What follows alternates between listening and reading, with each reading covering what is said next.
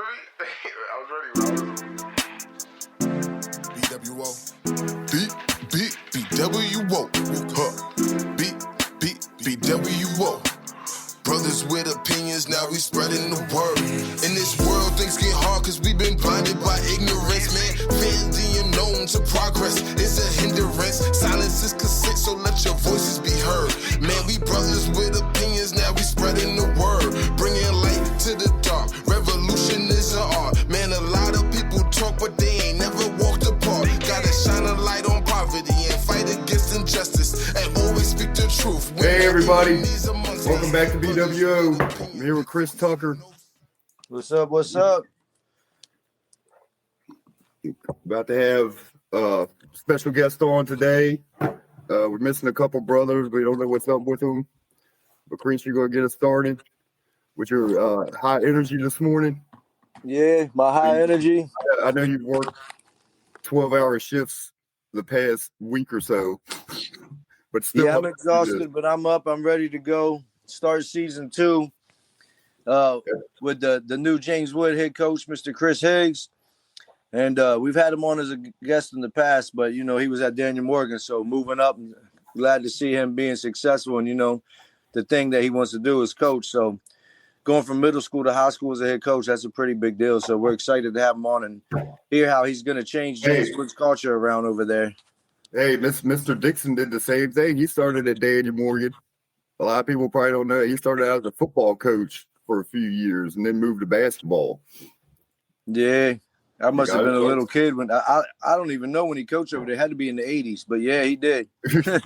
Yeah. So let's not wait anymore. Chris is sitting here waiting. We'll let Chris join us this morning. Hey, Chris, you hear us?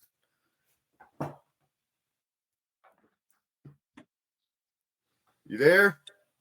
Oh, sorry, I was on mute. I was about to say, I see him. What's up, Chris? What's up, guys? Good morning. Unfortunately, I have to look at Tony, so good to see you, Chris. Yeah, good to see you, man. Been a while, but excited to hear how things are going, man, for you to be the new head coach at James Wood. That's pretty dope. Yeah, I appreciate that. We're very excited. James Wood basketball. We've got a lot of good kids, a lot of good opportunities over there. Just trying to really change and build on the culture that was started last year, just keep growing and giving those kids opportunities to succeed on and off the court. So really excited to be there. A big opportunity, as you guys mentioned earlier, started at Daniel Morgan. So Tony and I coached together there for a couple of years. I transitioned, coached at Hanley for a year, and then was a James Wood JV coach last year. Oh, so you were over there with my buddy Ben. And now you're taking over since he's gone and moved on to something else. Yep, I was over there with Coach Bates, worked with him for a year, and then, he left for whatever reasons he left for, and then I took over, got the opportunity to take over this year. So really excited. Started earlier in the summer, actually probably towards the end of school, April and May, and then we went all summer together as a program, both JV and varsity. So gave the kids a lot of chances to play in some games, go to some camps. We were practicing 2 days a week at some points when we were allowed to. So certainly giving them as much chance to be in the gym to get better as players. Well, it sounds like you're taking the bull by the horns, Chris. It's the only way to do it. Are you putting your foot down on these kids? And we're putting our foot down. We've got some pillars and some different things that we sort of want to live by as we change the culture and grow the culture. So things like discipline, communication, effort, and the small things matter. Like one of the phrases I'll tell them, or I told them very early on in the summer is it's not how you do anything, it's how you do everything, right? And so, how you talk on defense, your body language when you miss a shot, those sort of things matter just as much as, boxing out, rebound, being able to score, whether it's, jumpers, layups, etc. But those kind of things matter. But again, it all starts with things like discipline and communication. Right. So I guess that leads into my first question. So what's your coaching philosophy? So probably pretty much. Yeah, because it's evolved a little bit. In middle school, that philosophy was, just make kids love basketball, enjoy the game, learn how to compete, and build those fundamentals. So that way, when they get to high school, that they still want to put in the work and they still really understand what they're trying to do. And so here, it's really three things as far as our philosophy, which is be a great teammate. You want to be a good teammate on the court and off the court, and someone that your teammates want to hang out with and be friends. Those are the kind of people that you're going to play well with together. If you don't like someone, it's going to be really hard to, play as a cohesive unit. Right. And then strive for excellence. Put your signature in the work you do every day. So, when you come into gym and practice, or we have a shoot around, or just open the gym up and let guys come in and do anything they want to do, are you putting your stamp on that day? Are you working as hard as you can, even though you may not want to? There may be something going on outside of basketball, you have something going on at home, you're at work, or you just don't feel like working out. It's the middle of the summer. You want to be hanging out at the beach or with your friends. But when you're in the gym, making use of that time. And then the last one I think is really the most important is enjoy the journey and the people that you're with. Mm-hmm. And so, you want to respect everyone that you're working with in every role, coaches, teachers, administrators. We have a lot of guests and alumni that we're going to bring in throughout the year to really talk about what James Wood culture and basketball was like in the late 90s and early 2000s. So having those guys come back in to reiterate that or build that up, but, really just enjoy that journey of all the people that you're with, because it's not about the goal. The goal for all high school programs is to win a state championship. You have to be realistic. How close are we to doing that? We're not as close as some other programs. And so for us, the goal is more about the relationships and the journey than it is getting to that state title or something like that. Right. Good. So how do you balance discipline and accountability? You mean on the court or off the court? Yeah, on or off. Both. I think you just you treat everyone the same, right? And so it's player one who might be your best player, your star player for certain things, all the way down to player 12 or even the manager. We've got a great manager in Sammy Myers. We just hung out with him at the beach a couple of days ago and had a lot of guys show up and just support him and hang out. But it's really just in how you treat everyone and making sure they're the same. There's no exception to the rule, because player A might be your best offensive player, your best defensive player, and you need him. If he's not doing the work he needs to do either on the court or in the classroom, he's not as valuable to your team as someone else who is doing that work. And so, it's about just finding that good balance, holding everyone accountable and to the same standard. So what we say is culture is what you allow. And we don't really allow anyone to cut corners or, be the exception to the rule because they might have a different role or a different level of delivering to the team. Gotcha. Chris, you got anything? I know you do. Yeah, so if I'm correct, then the young man that I know that I think probably one of the best players in the area and district, he's still with you, right? Big Michael Bell? Big Michael Bell is there. He's been working hard this summer, really trying to grow his game a little bit. He's actually going to Shepherd on the 13th, so a good opportunity there for him. Yeah, bringing Michael Bell back. We're bringing 4 seniors back that started last year. And a lot of experience. Looking for those guys to contribute and really elevate their game and then provide that leadership that you would look for in those players. Yeah. So you guys will be right there, hopefully competing with the likes of Hanley and anybody else that's pretty good right now. So I would hope so. The guys come in and put in the work. Hopefully that ends up being our reward. But we're just going to go out and compete against the opponent we play every night, not worry about who they are or what their record is. As everyone's 0-0 on that night. Whatever happens. But bring back really what looks like 5 starters, 7 varsity guys who are returning, and then we'll bring some guys up for JV that have been in the program or that played in the system last year. And so should give us some good continuity and a lot of depth. And then very excited about our JV program with the amount of freshmen and sophomores we've had at workouts this summer. It's been 20 plus in the gym almost every night. Again, two nights a week on Mondays and Wednesdays. So as a 14 or 15-year-old kid, there's probably a lot of other things I'd rather do than being in a hot, sweaty gym on a Monday or a Wednesday during my summertime. But having those kids there is just awesome. Yeah. Well, that shows the leadership that you have and that the belief they have in you and that they want to be better and they want to win. And that's what it takes, you know? Yeah, So, absolutely. And it says a lot to their work ethic and the way that their parents raised them. And then, having our middle school programs do, early morning workouts. Sorry, Tony, 5 days a week out here at some of our middle schools. They'll start the middle of October and go 6:15 to 7:30. Yeah. So you think, hey, remember when we were that young, the last thing we want to do or any opportunity we could get to the gym, we would, but we never had those chances. So now getting these kids that opportunity, albeit early in the morning, it's just a very good opportunity to help them grow their skill. And it's a lot of individual based work, working on microns and form shooting, working on different finishing moves. We're really trying to emphasize to our guys playing off 2 feet, playing to our strengths. And so having them have that opportunity to do that in the gym on their own, in addition to practicing and other things like that, is just great. It's really going to elevate the game of basketball, not just at James Wood, but hopefully in the area because other schools do the same thing. Mm-hmm. And see, I think it's great that now finally it's trickled down to the middle school.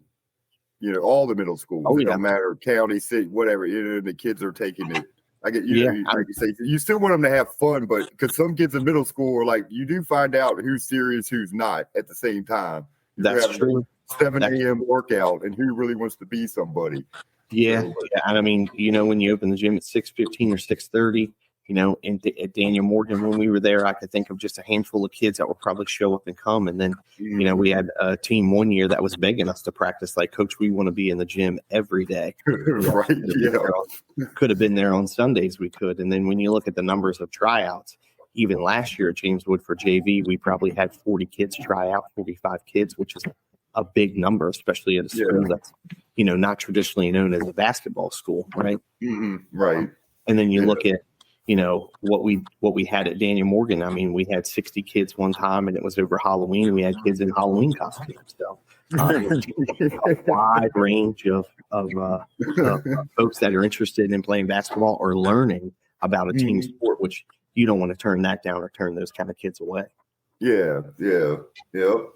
Yeah, like you said, dedication and work ethic, man, that goes a long way, and it shows. But they need a good leader. They need somebody who's going to stick with them and, like you said, have realistic goals that, not everybody's going to make it to states or even win it, but you start with baby steps, and hopefully you guys be one of the best teams in the district, get to the districts and do well in that, get to regions, and then go from there. But yeah, I'm excited to see how you guys do, man. Hopefully I can get down there and watch a game or two, because I like to support Michael, and I definitely want to support you. So yep, we'd love that. And, all of our games, at least home games, are on Huddle Live, so they're streamed.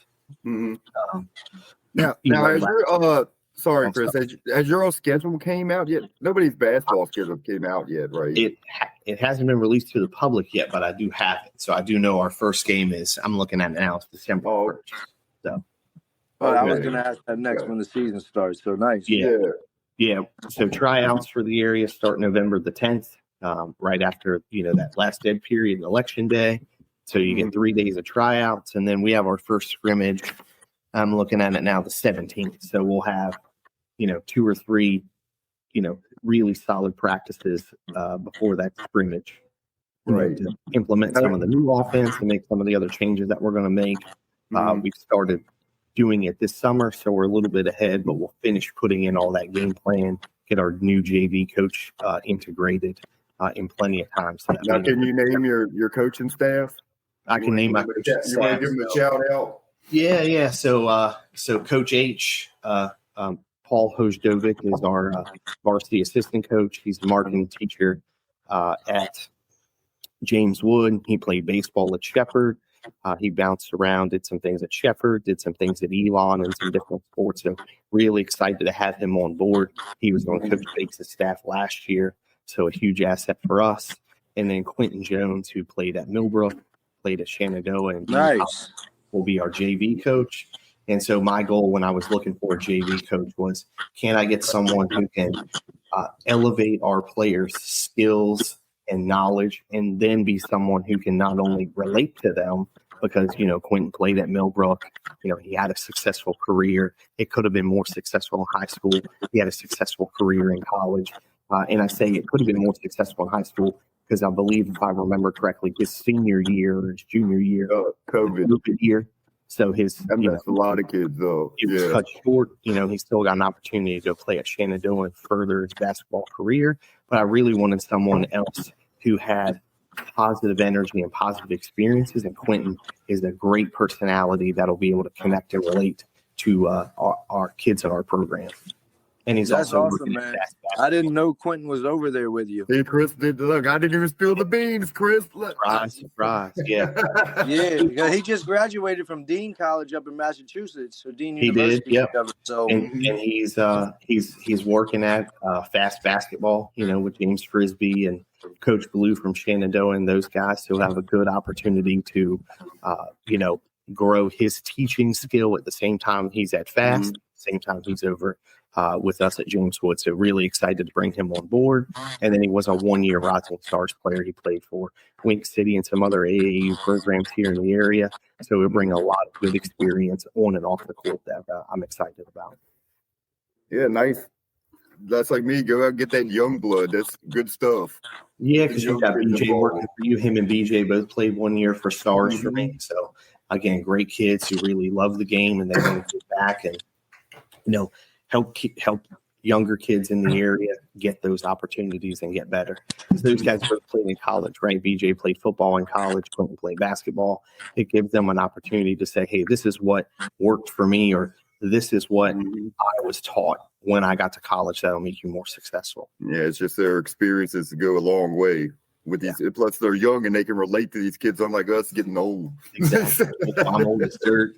They want to look up my stats or pictures. They're going to be in black and white. They're not going to believe it because I can't do it in gym. But Quentin can dunk and outshoot most of those guys in the gym all day long. So have that. Right. Yeah. Right. Got even better after he left Shenandoah. So he's worked on his game.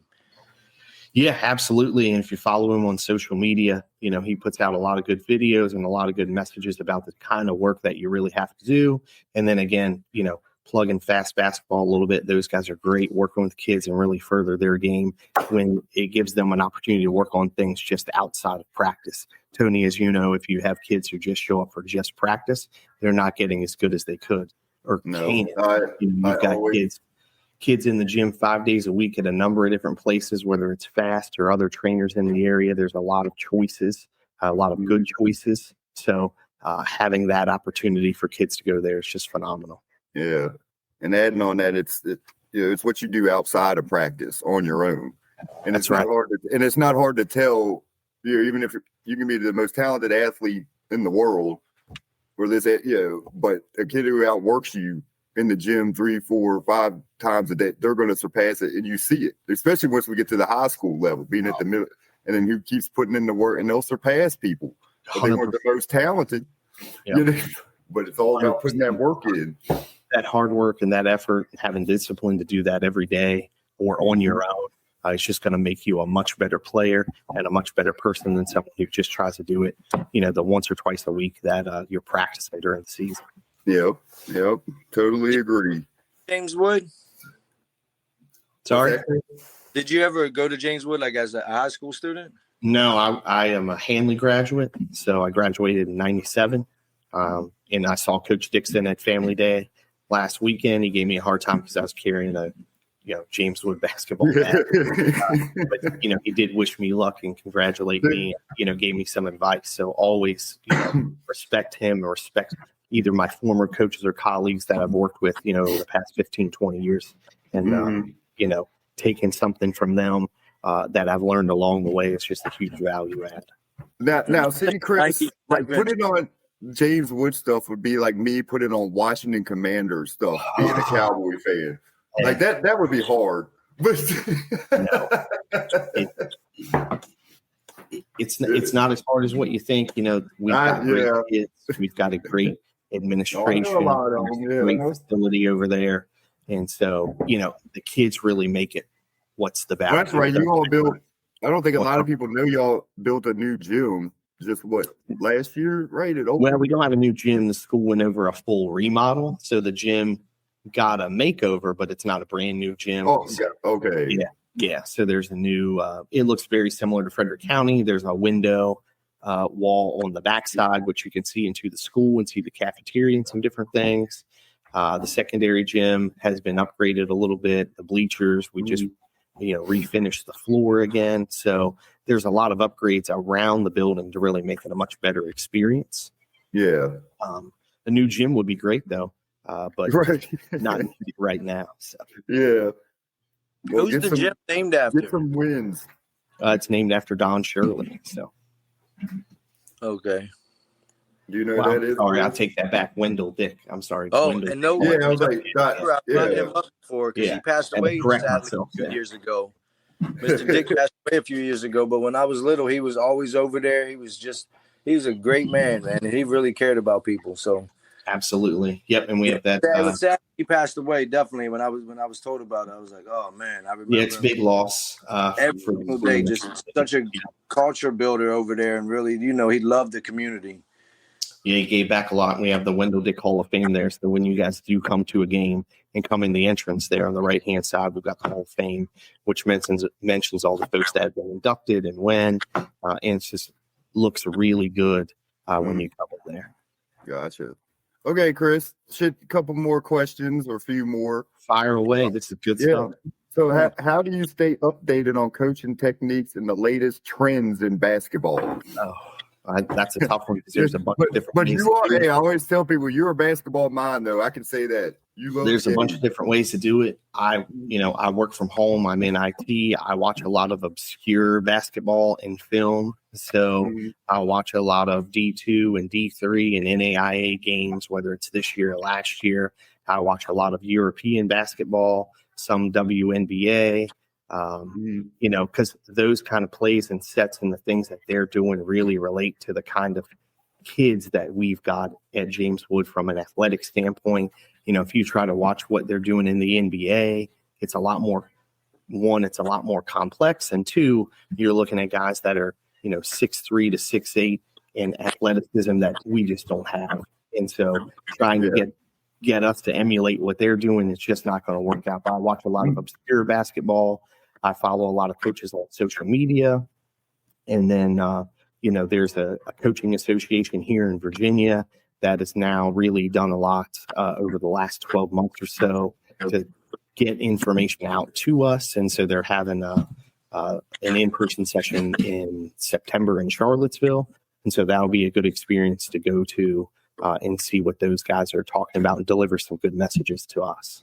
Mm-hmm. So it's a lot of obscure basketball, a lot of trainers, and a lot of social media. The good thing is about coaching in basketball is, you can steal it from someone else because it's probably been done already before.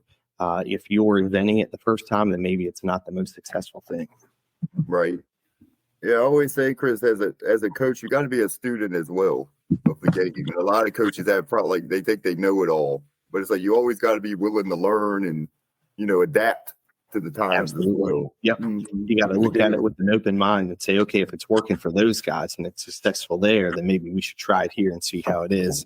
I know last year at some of our workouts with Coach Bates, we were trying some different things defensively, the way we move our hands and how we pivot and stuff like that. And, we tried it a couple of practices and it didn't work out the way we wanted to. So then we switched back and did something else. So it's always good to go in there and experiment some, see how it adapts to the kids and the personnel you got. And then if it works, great. If it doesn't work, you really haven't lost anything because you're, like you said, going into it with an open mind to try something different. Mm-hmm. Yep. So how would you, because I know you're a big film guy, you just tapped on it. How do you assess opposing teams?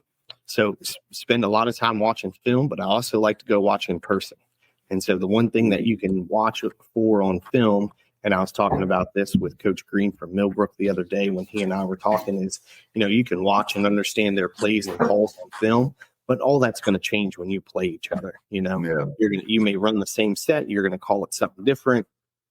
Or you may not run the same sets at all. I know last year when we played Millbrook, the first time they ran one set of plays, the second time they ran something totally different that they hadn't run before in a game. So it's kind of a unique experience. That's good coaching. You should expect that. So, but the thing I like about in-person scouting is that you can really see how big a kid is, how athletic a kid is on film. It's hard to really see that. So you can see the quickness and the size and, their depth perception and a whole bunch of different things by just watching in person. Like, for example, watching Christian in person is way different than watching on film. Yeah. Because he doesn't allow anyone to speed him up or slow him down. He plays at his pace, and then his athleticism, the way that it stands out in person, is a little bit different in film because a lot of teams that they play are physically about the same size. So I really love the in-person scouting, though. It helped us a lot last year. Yeah, I can agree with that. And you can sense body language, bad habits, what they do right, wrong. That's right. See how they react to different things that the crowd is doing, all that stuff, how their teammates react to them when they do something good or bad. So you can really pick up on all those like little cues that if the game is on the line or you need a shot here or you're getting ready to draw up after timeout play, and you're like, all right, I want to go with this kid because in this situation, these things always happen. Gotcha. Yeah. Well, you guys have a lot of things in common with Hanley then as far as like returning so many seniors now. Well, upcoming seniors and a lot of people that's been together for, since they were in little league or middle school.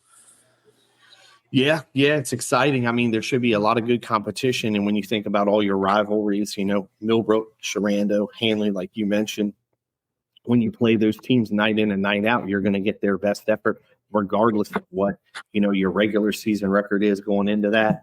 Again, every night we look at it, we're 0-0 and the opponent is 0-0. But when you have a senior laden team like Hanley does, Millbrook is returning a lot of experience. Sharando's got some experience, and then us. All those local games are going to become very, very good. And then when you look at outside the region, how some teams are rebuilding, some teams have gotten some transfers in. It's going to be a very good, region. Is Garland Williams still at Sharando? Garland is still there. Yep, ran into this summer. He's been coaching there since we were little. I know. Yeah, Right. Coached against me in high school. Yep, absolutely. Remember Garland? He's still there. Coach Simons is still there. So again, they've got a very experienced staff that's been together for a while. The systems they run, there's a lot of continuity there. So again, it's a good sort of, I guess I'll say difference. Whereas we're a fresh or a newer coaching staff, even though, like Tony said, I'm getting old. They've got an experienced coaching staff. So all these rivalry games will be very good. Yeah, and you mentioned earlier about like the late 90s, early 2000s and trying to bring people in and reiterate like how they did things and approached the game and built their culture. So you're talking about like probably the best big three I remember seeing and playing when we grew up, which was Chris Boone, John Tigney, and Mike Crawford. Absolutely. So, yep, we're going to have two of those guys come to the gym, talk to the guys about, I'll call it old school James Wood culture and what sort of being a colonel means to them. And then when you bring in, can bring in a guy like Brad Parks, and some different guys in the 2010 to 2020 where record wise may not have been as successful as it was in the early 2000s, late 90s, like you said, but still being able to have those guys talk about what it means to be a colonel to them, to these guys, so that when we put our jersey on every night, that there's a little more sense of pride and ownership with it. Mm-hmm. Yeah, Brad was player of the year too. He was, yep. He was a 4-year varsity guy. Mike was a 4-year varsity guy. I believe Boone was. Is Brad the all-time leading scorer? I think so. He's real close. He's, almost 2,000 points. So I'll have to look. That's one of the things that we don't have in the gym. I'd like to get put up. Hanley's got one. Millbrook's got one. Is who are 1,000-point plus scorers? Oh, they don't even have that up in the gym. We don't have that up. We have a lot of state banners up there. So if the James sports programs want a state title, they have the Nesserot brothers. They have Ben and John Kane. Like they have a lot of legends that came from James Wood. We've got a long list of great players that have come through there. That my goal is to get something like that put up in the gym. Whether it's, just guys that are in the Hall of Fame that play basketball, guys and gals, or if it's, 1,000-point scorers plus, get those names put up there so people can recognize them. We right. do have a lot of great sports programs who have won some titles. Volleyball, it's going for a 4-peat this year. They've won the last 3. Yeah, shout out to them. So when you come in there, you see those banners, will we hang a basketball in there? Knock on wood, one day that's the goal, right? It doesn't have to be this year. It could be 20 years from now. But that's every program's goal going into it. But just being able to recognize some of that talent that we've had the past 20 or 30 years and have them come in and, again, remind our guys, this is what James Wood should be about. And then when you guys come into the gym, being able to recognize those names and say, okay, like you said, Joe and Larry King played here. A lot of people might not remember that. Mm-hmm. Right. But John King was the first and only 3-time player of the year. Yeah. He won 10th, 11th, and 12th grade. And until Zach Diggs came along, I was buried in sales. Like, hold on, Zach nobody else that ever did it. So all the greats we've had from all like Hanley, Millbrook, Sharando, Clark County, nobody did it until Zach Diggs came along. But Ben King did it in the early 80s and dominated over at James Wood. And then Larry Kane might be one of the greatest ever, but he played in the 70s. So obviously I never got to see him play, but everybody knows all about him. Mm-hmm. Right. Absolutely. Yep. Yeah, Chris, bring back that rivalry, that James Wood-Haley rivalry when we was in school. I remember that rivalry. Oh, my God. It wasn't a rivalry. Chris and Mike Crawford crushed him. Well, when they came to play, I was excited to watch them.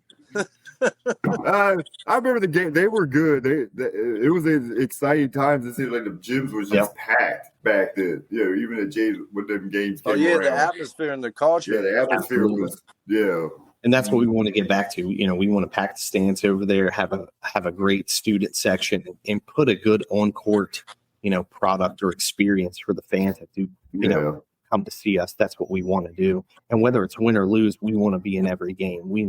We'll know what our game plan is and what our strategy is and what we want to hold teams to, because we want to be a defensive first team. What we want to hold teams to give us the best opportunity to win.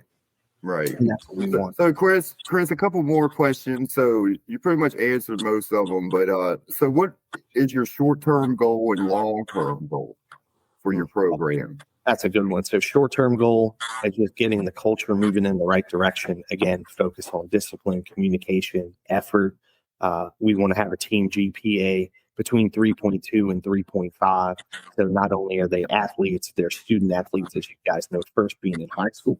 So we want them all to get their GPA where it needs to be. We want 100% graduation rate. Geez, can't talk right now. And so that's it's early. Short-term and a long-term goal. A couple of the long-term goals would be, last year we hosted our first, playoff game. I'd love to host another regional playoff game. We'd love to win a regional playoff game, both short-term and long-term. And we'd love to long-term qualify for the state tournament. So both having, off the court goals and on the court goals. And then every workout, we want 20 or 30 plus kids in the gym. We've got plenty of opportunity for them to get better. The times are out there. We publish all of our times about 2 to 3 weeks in advance from a practice schedule. And so we want all those kids in the gym to give them that opportunity. Nice. So can you touch on any games on the schedule? I think. Yeah, I mean, it's not public, but I can certainly talk about some. Will you want to circle the James Wood Hanley date, Tony? Oh, I'm not. Hey, I didn't say it. I didn't say it either. I mean, like some people might be curious. What's kind of the big games you see? Because you did. Coach Zach at Hanley might want to punch me in the face, but you didn't listen. I'm like, man, you should send Christian over there to help Chris. Zach's probably like, man, he better not come to Winchester. Yeah, all we're worried about over there at James Wood is kids who live in our school district. So it's one thing I've told some other parents. You always get those chirps of rumors about transferring or moving here, moving there. Look, all I care about. Chris, do I know? Yeah. Rumors. And that's 99% of what it is. A lot of it's envy, and a lot of it is people are bored and need something to talk about. But like I say, I'm only worried about kids that live in our school district that are enrolled in our school. So they show up to our gym. I make sure they're enrolled. I make sure they got a physical from the last 14 months, and so that they're able to practice or participate in workouts. So Well, that leads to a great question, Chris. So how do you handle criticism? I mean, I think I'll steal a line from Nick Saban, one of my favorite coaches, regardless of sport all time. If you want to make everyone happy, go sell ice cream. So there's always going to be criticism. There's always going to be, people are going to think, hey, we could do it better. Or we could do this. I'll tell you, I've been coaching for a long time. A lot of it's been volunteer hours. It's never about the money. It's always about the kids. And so there's plenty of opportunity for those folks who, want to offer their opinion or provide some expertise. We could always use help coaching, always, whether it's on any level, whether it's Parks and Rec, whether it's AAU, whether it's at the middle school or the high school level, in any sport, we can always use more help coaching. We can always use extra referees. So come on out. But yeah, criticism is going to happen. It's the nature of the game.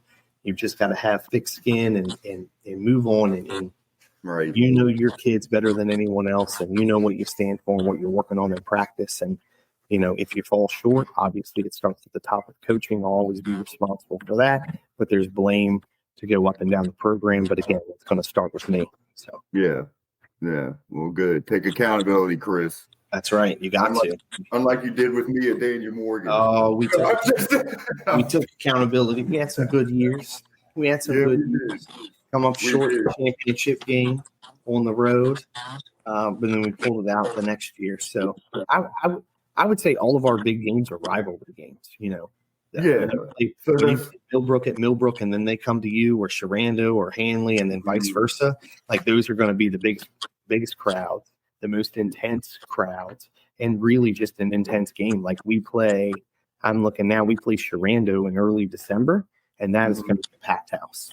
Yeah, of course. It's a good game. The local school, yeah. And I would say, another game is we've got Central on our schedule. Okay. They're pretty good. They're up and coming. They are. Yep. They got some talent. They do. They've got Derek DePease and all of them. Yeah. Yeah, they've got a lot of good kids, great coaching staff down there, and Coach Whittle. Yeah. We played them in the summer. It's very good. They're a very good team, but they're a team that'll contend on their level for us, hopefully for a state title. From talking to their coach, class what 2. Are they? Yeah, they're 2. Yeah, they're right? class 2. Yeah. So class 2 is undergoing some changes, obviously, with Ty White leaving John Marshall and going to Petersburg.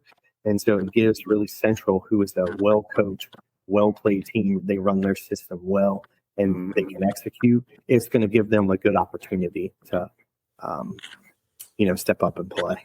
Yeah, but didn't they get knocked out by John Marshall? They did, yeah. That's sort of like fortunate or unfortunate part. Yeah, some of our brackets, right? They would have beat anybody in the state if they were 6A. So what's your thoughts on that, Chris? All this, like your John Marshalls, which is probably going to be Petersburg now because we know they could. But what's your thoughts on this, like teams like that are just loaded? Because what's unfair is, I get it, because in Richmond and Henrico County, a kid can go to select what school they want to go. But the rest of the choice and some different things down there. But here we can't do that. So no, and at the end of the day, it's all about just coaching and providing for the kids that are in your school district that go to your school. And so, as a coach, you want to make those guys better, and that's where it really starts in elementary and middle schools. Get those guys to love basketball, love putting in the work, or love another sport, but still participating and putting in that work. And then, progressing as you get older. Sure, not everyone is going to be, 6'5" to 6'10", which I think I looked at, John Marshall's roster last year, and they had 7 or 8 guys of that size. You can't compete with that as a public. Well, that's my point. Like, does DHSL need to change something, to keep it like? I mean, they're trying to limit the transfer rule now. Yeah, that's what I said. The transfer and all that. Yeah, some stuff like that. But I think, if you could just level the playing field for the whole state. So either the whole state has school choice in every county, or each county doesn't. I know it's a very hard decision to do, and you're jumping through a lot of political red tape, because then it starts at the state level, then it goes down to the local and the school district level. But at the end of the day, those guys are playing within the rules, and that's what works for their county. And our county has these rules, and this is what works for up here. And then we're getting a fourth high school in 2029. So the county will go 3 high schools to 4. And how will that affect things? Or will there be any redistricting or anything like that they've started to talk about a little bit? So, a lot of that plays into it. But again, like most coaches or what all coaches should be, just worry about the kids that are in your school district that are enrolled in your school, and then we're all good. Yeah, that's all you can worry about right now. That can be exciting to have a new high school, but if you guys can remember when we were little, like elementary, just starting middle school, it was only James Wood, which is right there where the middle school is now. And now there's Sharando and Millbrook. And like you said, there's another school coming. So it can take a while, because if they take away from y'all schools, then it will water down some of what you guys have. And that makes it rough. Yeah. And then you got to look at, okay, do you stay in class 4? Do you drop down student wise to go to class 3? Maybe a school like Millbrook or Sharando then becomes class 3, and other schools stay class 4. So a lot of different things go into play. Like, for example, Luray, which you guys know those guys pretty well. They're coaches from Clark County. And so they moved down to class 1 this year from class 2. But that Matt Huff's still over there? Yeah, Huffy's still there, doing a great job. Played them also this summer. They've got a great senior in Matt Owens, a player to watch out for. Oh, he's a beast. Yeah. Yeah, and he's grown. He's a lot taller than Stevie. But you look on the class 1 level, so they're going to move down there. But that doesn't change their rivalry with schools like Page or even Central. So those guys will still play each other, still have that great rivalry, but they're just on a different level from the state side now. And you going from Daniel Morgan Middle School a few years ago, but you were there for a while, and now to James Wood. You're about to coach against some of the kids you coached at middle school. That's right. Yep, so that should be exciting. I did that last year. Yeah, that's exciting. And those guys are seniors, and so I'm really excited not only for the opportunity to coach against them, but then to watch them play, whether it be in person or on film.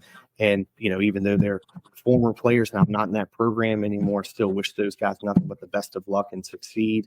And seeing some of those guys going to look at colleges or what they're doing on the AAU or the travel circuit, it's just exciting not only for them as people and players, but for the area, just to bring some of that attention back that we have a lot of great players here in the area. And it's really starting to be highlighted. But again, it's a great job of the kids, their parents, the coaching staffs at other schools. And, I was lucky to be a part of that. Yeah, you've been a part of, those guys and building them up like Tony is at Daniel Morgan. It starts there. That's right.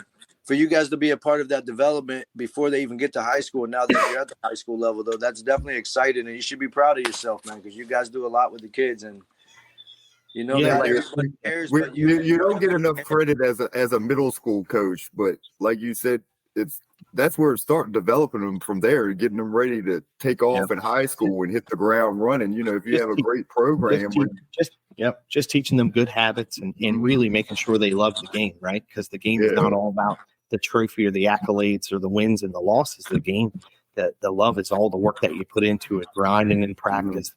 Going against your teammates, compete for playing time and spots, and just enjoying that journey. And that's what we really want to teach in middle school is, okay, how can you enjoy or what will make you enjoy this? So when you get to high school and it becomes way more competitive and the coaching is a lot more direct or harder, how they're going to be able to respond to that, being able to prepare them for that. It's just great. Yeah. Yeah. I can't agree more. Coach Mankins, is he still at Millbrook? No, Coach Mankins retired, so he's no longer at Millbrook. He was the DSA or the athletic director over there. He's no longer in that role, but he's still involved with Millbrook. Okay. He was a coach of Boone and Tigney and all of them when we were in school, but then he went to Millbrook, and I think he led them to the state championship, right? He did, yep. Yeah. Yep, when Eric was a junior.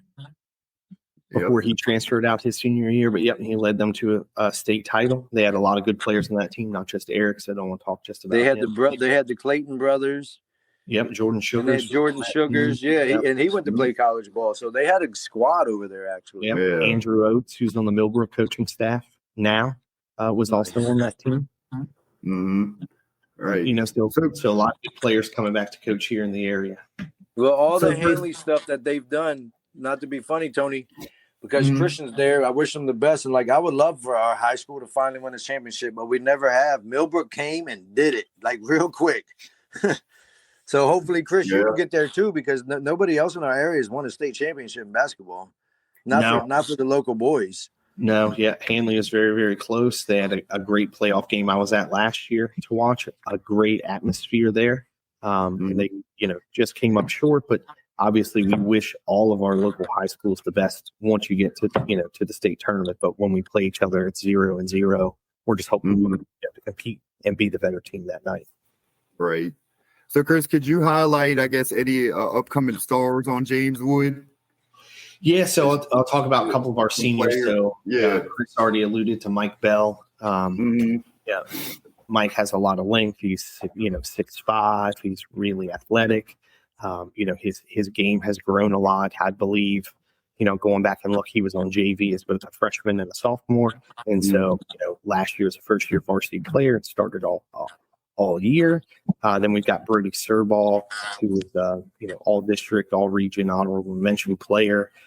He's going to give you everything every night in and night out defensively, and his offensive game has really grown.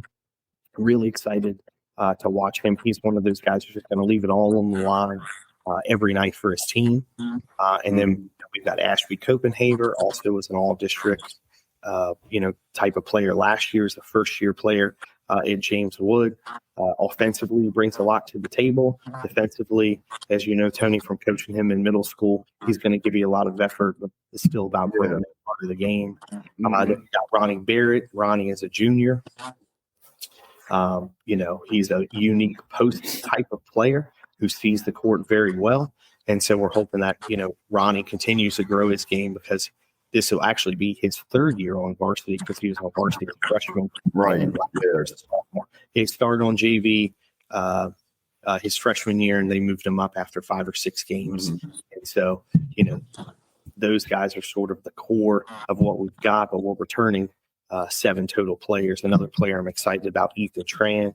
So Ethan, again, was a James Wood middle player, a JV player his sophomore year, varsity player last year. He spends a lot of time in the gym, whether it be with fast basketball or with some of the former Shenandoah players, really trying to grow his individual game. And he's one of the more athletic or explosive kids that we've got. Nice. Did you guys see the news? Speaking of Shenandoah, and that's a great thing, I think, to tell people, people don't even think about going to Shenandoah from the area, it seems, except for Quentin. But most people are like, oh, I don't want to go to Shenandoah, and it's local. But they have a kid that's transferred to JMU to play basketball. Transferred to JMU. Yeah. Christian just told me that. Yeah. And I said, see, it's not how you start, it's how you finish. That's right. Right. Yeah. There's plenty of examples of that. That's a great story. Yeah. So that's exciting. Yeah. It's like what these kids got to understand, and Chris knows this too, Mr. Higgs. It's like, man, the transfer portal and kids coming out of high school, you're at the low end of the totem pole now. Absolutely. Like the average age of a player college was what, 23, 24 now?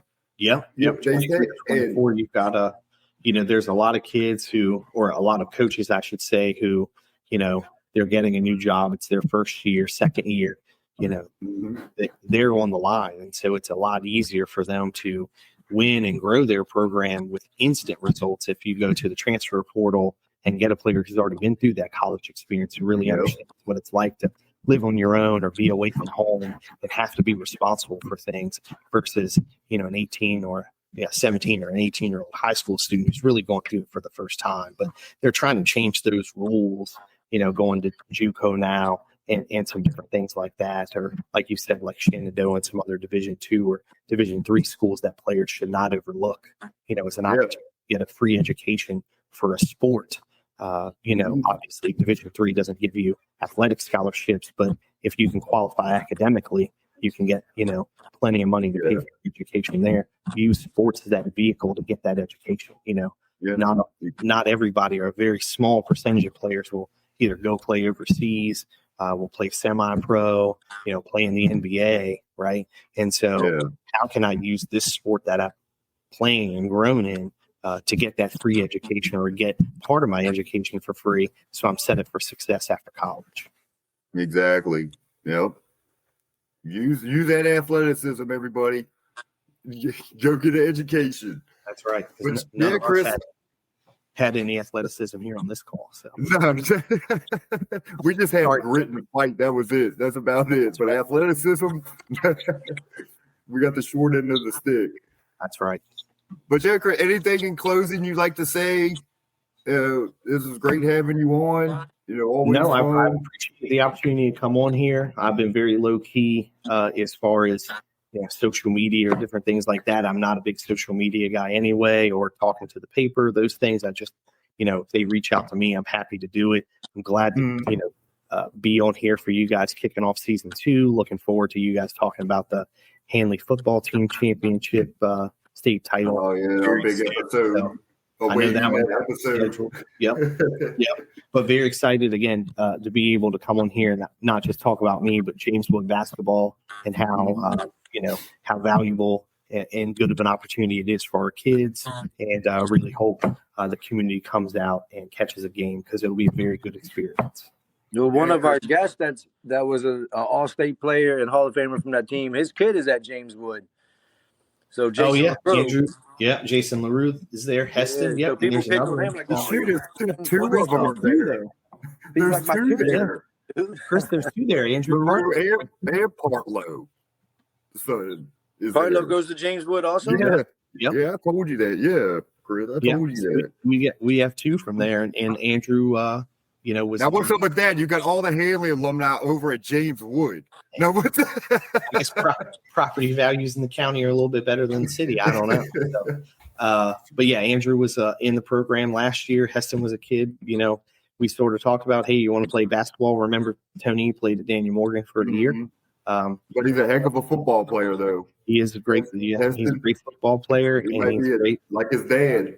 And he's a great thrower on the track team. So we don't need basketball to get in the way of those 2 sports. So he's got some time to, train and decompress for both. So gotcha. Well, all right, Chris, Mr. Higgs, it was great having you on. And hey, I wish you future success, man. I wish you well, except against Hanley. You know why? Hey, it's 0 no matter the team. So, but hey, I'm proud of you, man. We came up together and. Yeah, you're doing your thing, man. Yeah, for sure, Tony. You're a good assistant coach. Chris, you have to catch some games. But again, appreciate you guys having me on and wish you guys the best of luck. Yeah, right, it's been great having you, man. I wish you the best as well, man. Let's go, Colonels. All right, Chris. All right, man. See you. Well, everyone, that wraps up the show.